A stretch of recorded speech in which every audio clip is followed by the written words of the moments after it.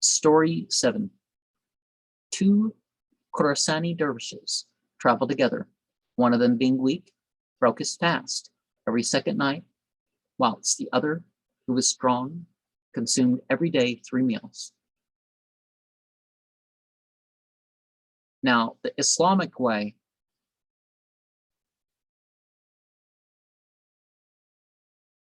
was that for the rest of us, the followers of Muhammad, we break our fast at sunset. We don't extend it to dusk and that sort of thing. That's just the way. It happened that they were captured at the gate of a town on suspicion of being spies, whereon each of them was confined in a closet and the aperture of it walled up with mud bricks. After 2 weeks, it became known that they were guiltless.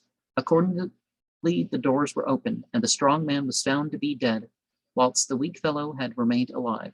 The people were astonished, but a sage averred that the contrary would have been astonishing, because one of them, having been voracious, possessed no strength to suffer hunger and perish, whilst the other, who was abstemious, merely persevered in his habit and remained safe.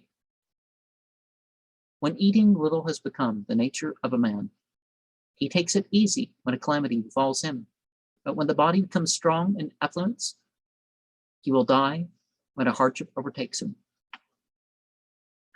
And now, more than ever, I think it's important for all of us to strengthen ourselves, get to the point where we don't need this added sugar, where we don't need so much salt in our food and so much fat to cook. And most things are just fine without adding fat to it.